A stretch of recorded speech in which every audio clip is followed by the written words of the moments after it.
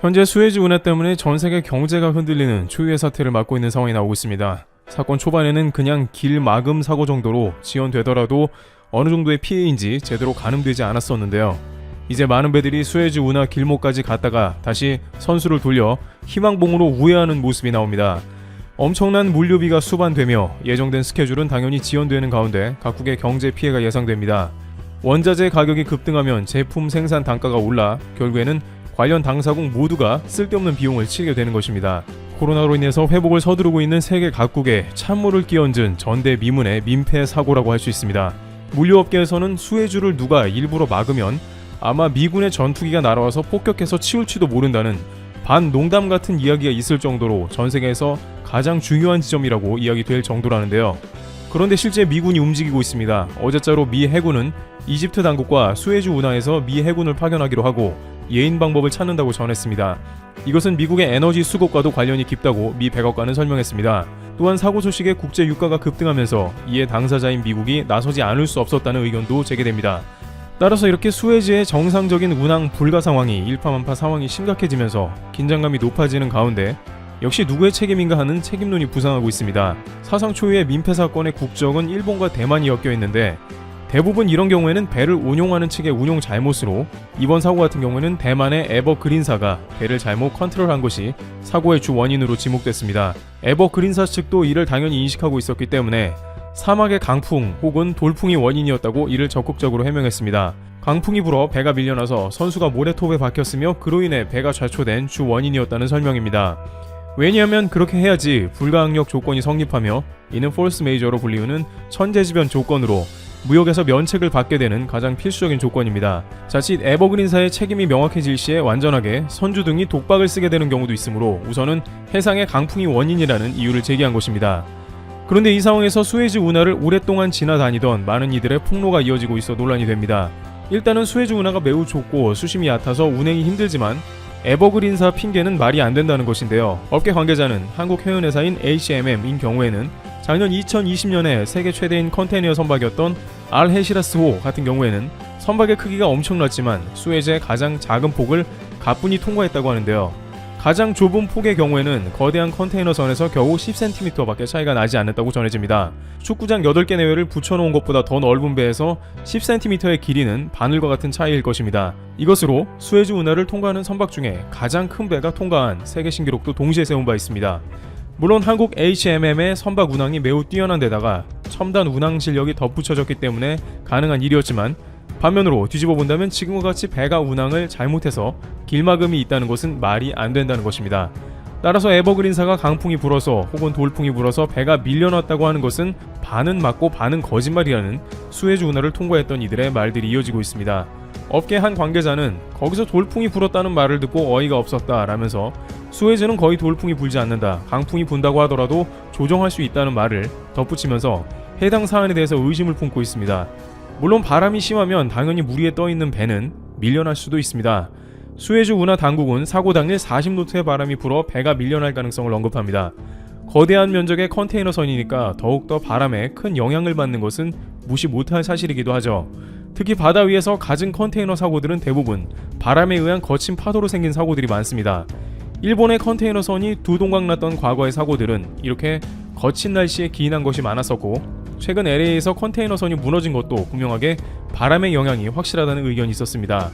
그런데 이 상황에서 일본의 움직임이 심상치 않은데요. 일본 각종 언론은 관련 사고에 대해서 자국에서 건조된 선박이라는 말을 거의 하지 않고 있는 모습입니다. 일본의 네티즌들도 일본의 쇼웨이 기센이 이 배를 소유했지만 단순히 빌려준 책임밖에는 없다고 하면서 자동차도 렌트카를 빌린 사람이 사고를 내면 그 사람 책임이지 렌트카 회사 책임인가 라는 논리를 펴니다. 그런데 여기서 또 하나의 중요한 사고 원인이 나왔고 일부 외신은 쇼웨이 기센이 책임져야 한다고 말합니다. 바로 배가 정전이 되었다는 대목인데요. AP 등 다수의 외신은 배가 정전되었다는 문제를 언급했습니다. 따라서 배가 정전된 다음에 조정 능력을 잃어버린 배가 바람이 부는 것을 알아도 컨트롤을 제대로 할 수가 없어서 그대로 모래톱에 좌초되었다는 의견도 나오는 것이죠. 수에즈에서는 보통 도전사도 탑승을 하기 때문에 더욱더 강풍에 의한 사고는 사전에 주의하고 있습니다. 그렇다면 애초에 배가 문제였다는 의견도 나오는데요. 배 내부에 정전을 일으킬 만한 요인이 있었을 수 있고 이것은 이마바리 조선소가 건조한 에버 기브노 배 자체에 문제가 생긴 것일 수도 있는 것입니다. 로이터 통신은 이에 관해 에버 기브노 소유주와 보험사는 모두 일본 국적이라며 관련 기업들이 막대한 배상금을 낼 수 있다고 보도하고 있습니다. 인양하는 비용도 만만치 않기 때문에 관련된 비용과 물류 지정을 초래하는 비용까지 모두 고려한다면 그야말로 엄청난 배상금이 따라올 수 있는 것입니다. 물류가 지연되면 그 손해는 그야말로 엄청난데요. 컨테이너 한 대당 손해 비용은 하루에 대략 6만 달러가량인데 하루에 50대가 지나가야 하는 만큼 천문학적인 금액이 모두 청구될 수 있다는 의견이 나오는 것입니다. 수에즈 운하 통행료가 100만 달러 약 10억가량입니다만 희망봉에 돌아가려면 몇 주가 더 걸리니 이게 저렴합니다. 물론 아직은 결론이 정확하게 나오지 않았습니다만 애초에 바람이 원인이었다는 면책 조건이 성립하지 않을 수도 있다는 의견이 제기되고 있는 것입니다. 이러한 상황은 결국에는 컨테이너선의 발주 자체에도 영향을 주는 모습으로 전환되고 있습니다. 우연의 일치인지는 모르겠으나 삼성중공업은 최근에 파나마 지역 선주에게 조선업 사상 역대 최대 규모인 20척을 수주받는 기염을 토하는 모습이 등장했습니다. 물론 이는 일본 컨테이너선을 신뢰하지 못해서라기보다는 한국배가 친환경 기준을 맞추고 스마트 운항 기능도 갖추는 등 애초에 기술력 격차가 큰 것도 원인입니다. 하지만 간간히 컨테이너 선박의 수주를 나눠서 받던 일본 조선업 업계는 침울하다는 표정을 짓는 상황입니다. 비슷한 시기 에버그린사가 있는 대만에서도 한국 조선해양에 5척의 컨테이너선을 발주한 바 있습니다. 또한 작년에는 에버그린사가 원래는 한국의 물량을 반을 주고 일본의 반씩 물량을 배정하는 주문을 반복해왔으나 잦은 일본 선박의 컨테이너선 사고가 원인이었는지는 모르겠지만 작년에는 모두 한국의 선박을 주문한 것으로 알려져서 일본 일부 우익 세력에서는 대만이 말로는 일본이 최고라고 말하지만 실제로 한국의 주문을 집어넣는 상황이라면서 한국의 조선업에 밀리고 있는 일본에 대해서 분통을 터뜨리면서 불쾌한 감정을 드러내게 됐습니다. 그런데 여기에 한 가지 일본 조선업계가 훨씬 더 긴장할 일이 있는데 일본 회사들의 유조선을 한국에 발주한 것입니다. 한 곳도 아니고 일본 업체 3군데는 현대 미포조선의 MR탱커 5척을 전격 발주한 것으로 확인된 것입니다. 선박 전문지 트레이드 윈즈에 따르면 해당 업체들은 친환경 규제 기준 IMO 티어2를 만족하는 선박을 제작하는 현대 미포조선의 유조선을 발주했다고 전하며 현대 미포조선은 관련 최고 기술력을 가졌다고 평했습니다. 한 척에 3,200억 원 정도 예상되므로 전체 수주량은 1조 5천억 원이 넘는 잭팟에 해당하는 수주를 받은 것입니다.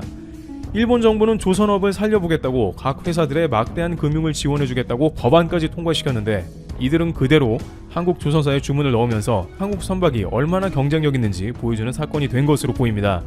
물론 이번 수에즈 모래톱 좌처 사건은 명확하지 않은 인과관계로 바람이 원인으로 끝날 수도 있습니다.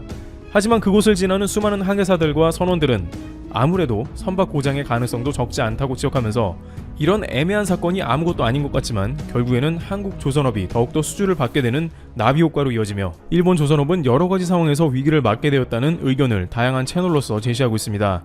한국의 HMM 컨테이너선은 10cm 칼날 통과도 했던 수에즈, 지금은 일본 제조 선박이 길막하는 상황이 전개되고 있습니다. 트래블튜브 여기서 마치겠습니다. 감사합니다. 한국이 강한 결단을 내려야 할 때가 다가오고 있습니다. 일본의 영토와 역사 왜곡이 한층 더 노골화되고 있습니다. 내년부터 사용될 고등학교 1학년 교과서에는 독도는 일본 땅이라는 주장이 모두 실렸습니다. 사실 일본의 독도 도발과 왜곡이 하루 이틀 일은 아닙니다. 하지만 더 대담해지고 강화되고 있다는 점에서 우려가 큽니다. 한국 시민들은 이에 분노를 표출하고 있습니다. 요즘 인터넷에서는 이런 글들을 심심치 않게 볼 수 있습니다. 우리도 대마도를 한국 땅이라고 올리자. 원래 대마도는 우리 땅이라고 교과서에 명시하자. 맞불을 놓자. 대마도의 역사적 문건을 들이대면서 우리 영토로 편입 작업을 시작하자. 네, 모두 공감할 수밖에 없는 주장들입니다. 이제 한국도 대마도라는 카드를 사용할 때가 되었습니다. 이 문제는 굉장히 중요합니다. 사실 정부와 정치권에서도 대마도 문제를 공식적으로 추진한 적이 있습니다. 그렇게 오래되지도 않았습니다. 불과 10여 년 전입니다. 당시 집권 여당의 최고위원이었던 허태열 의원은 이렇게 주장했습니다. 우리도 대마도의 영유권을 교과서에 싣는 문제를 이야기해야 한다. 우리 국민이 독도에 대한 열정을 갖고 있듯이 대마도에 대한 인식과 열정을 고취해야 한다. 그는 당시 대마도의 대한민국 영토 확인 및 반환 촉구 결의안을 국회에 제출한 상태였습니다. 그냥 말로만 대마도를 되찾아오자고 이야기한 것이 아닙니다. 그는 국회에 해당 결의안을 제출한 이유를 이렇게 설명했습니다. 나라 간의 국경이라는 것은 역사적 흐름에서 변곡점이 오면 언제든지 변할 수 있다. 대마도에 대한 영유권을 계속 주장해야 100년, 200년 뒤 어느 시점에 우리 영토라고 할 수 있다. 네, 지금 당장은 대마도를 되찾지 못하더라도 지금부터 정당한 주장을 해야지 미래에는 영토를 수복할 수 있다는 겁니다. 허 의원은 자신의 주장에 대한 근거도 밝혔습니다. 역사적, 지리적으로, 그리고 문화적으로 일본이 독도를 자기네 땅이라고 하는 것보다 대마도를 우리 땅이라고 하는데 더욱 풍부한 논거가 있다. 이미 국내 한 대학에서 이에 대한 역사적 자료를 축적하고 논리도 개발하고 있다. 실제로 역사적 사료를 들여다보면 대마도가 한국의 영토였다는 증거는 차고 넘칩니다. 반면 독도가 역사적으로 일본의 영토였다는 증거는 단 하나도 없습니다. 오히려 독도가 일본과 무관하다는 증거가 넘칩니다. 허 의원은 국회가 적극적으로 나서야 하는 이유에 대해서도 이야기했습니다. 정부는 조용한 외교로 갈지 모르겠으나 국회가 시끄러운 외교를 해줘야 한다. 결의안이 통과되면 교과서의 대마도 영유권의 표현이 강도 있게 갈 수 있고 저 땅이 옛날에는 한국 땅이었다고 실을 수도 있다. 이후 대마도 수복 문제는 더욱 적극적으로 추진되었습니다. 한 의원의 발언에서 끝난 것이 아니라 정부와의 협상 차원까지 올라온 것입니다. 집권 여당은 외교통상부와 당정회의를 열고 일본의 초등학교 교과서 독도 영유권 수록 문제에 맞서 우리의 역사 교과서에 대마도 영유권, 일본의 역사 왜곡 문제 등을 기술하는 방안을 추진하기로 한 것입니다. 실제로 집권 여당은 역사 교과서에 모두 반영할 것을 공식 요구했습니다. 회의의 핵심은 이것입니다. 일본이 교과서에 왜곡된 역사를 기술한 만큼 이에 상응해 우리도 일본의 역사 왜곡과 거짓 주장을 교과서에 기재해야 한다. 회의에서는 독도의 실효적 지배를 강화하기 위한 방법도 적극적으로 논의되었습니다. 주거도소화 및 박물관 설치, 헬기장 확충 및 경비행기 착륙장 설치, 관광 활성화, 독도 관광단체 지원 확대, 독도의 모섬이 울릉도라는 점에 대한 입증자료 강화 등입니다. 상당히 구체적인 방법론이었습니다. 이에 정부는 어떤 반응을 보였을까요? 외교부는 원론적인 대답을 내놓았습니다. 관계부처와 협조해 반영할 내용은 최대한 반영하겠다. 단호하고 차분하게 대응한다는 기존 입장을 유지한 것입니다. 역시나 대마도와 관련해서 늘 발목을 잡았던 것은 정부였습니다. 정부의 태도에 회의는 굉장히 격앙된 분위기로 흘렀습니다. 정치권은 한일 관계에 대한 정부의 조용한 외교 기조를 강하게 질타했습니다. 지금까지 한일 관계에 있어서 외교통상부에서는 조용한 외교를 주장하고 있는데 이 부분이 국민들에게 설득력이 없어졌다. 외교통상부에 강력한 대응을 주문한다.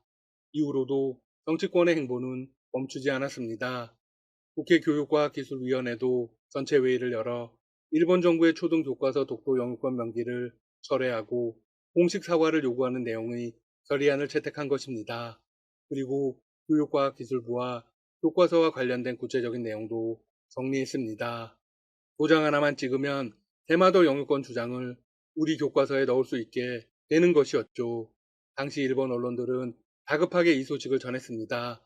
하지만 결국 정부 차원에서 한 발 뒤로 물러섰습니다. 그렇다고 상황이 끝난 것은 아닙니다. 그 후로도 계속 대마도의 교과서 수록에 대한 주장이 공식적으로 나오고 있습니다. 대표적으로 전주시 의회 김상희 의원회 17명은 결의안을 통해 이렇게 주장했습니다. 이승만 대통령이 1949년 1월 8일 대마도는 우리 땅을 선언하자 당황한 일본 요시다 내각이 연합군 메가더 장군에게 이 대통령의 요구를 막아달라고 간청한 이후 우리 정부는 공식 문서와 외교 채널을 통해 대마도 반환을 요구하지 않았다. 하지만 외교사절을 만날 때마다 대마도 영유권을 주장해왔다. 또한 이 대통령은 이승만 라인이라는 어업구역을 정해놓고 이를 침범한 일본 어선을 붙잡도록 강력하게 대처했다. 역사적 고증으로 보듯 태고적부터 근현대까지 우리 땅임을 확인할 수 있으며 일본의 독도 교과서 명기를 전화위복으로 삼아 대마도가 우리 땅임을 역사 교과서에 명기해야 한다. 전주시 의원들 역시 관련해서 구체적인 조항을 만들었습니다. 이렇게 네 가지입니다. 하나, 정부는 독도 영유권의 일본 교과서 명기에 있어 외교수단을 총동원해 삭제할 것. 둘, 정부는 대마도가 역사적으로 우리 땅임을 초중고교 교과서에 명기할 것. 셋, 정부는 대마도 반환 절차를 기획하고 실천할 것. 넷, 정부는 일본이 독도 영유권의 교과서 삭제 거부 시 외교를 단절할 것. 전주시 의원들은 결의안에 대해서 강력한 논리를 부여하며 이렇게 성명서를 마무리했습니다. 일본이 독도 영유권을 주장한다고 감성적으로 맞대응해 대마도가 우리 땅이라고 말하는 것이 아니다. 역사적 고증을 바탕으로 대마도가 우리 땅이라는 것을 교과서에 실어 후세에 전해야 한다. 이제 한국의 교과서에 대마도가 포함되는 날이 머지않은 듯합니다. 일본이 교과서 도발 수위를 높일수록 대마도가 수면에 올라올 날은 더 가까워집니다. 이미 정치권에서 수많은 노력이 있었던 만큼 가능성은 거의 확실합니다. 경북도의회 역시 많은 노력을 하고 있습니다. 경북도의회 박용선 도의원은 단상에 나와서 공식적으로 이렇게 못을 박았습니다. 대마도는 분명 대한민국 땅이다. 이제 정부가 나서야 할 때입니다. 한국이 이 카드를 꺼내드는 순간 일본은 뒤집어집니다. 앞으로의 소식도 계속 전해드리겠습니다. 지금까지 닥터시사TV였습니다. 여러분 시청해주셔서 감사합니다. 구독과 좋아요 부탁드립니다.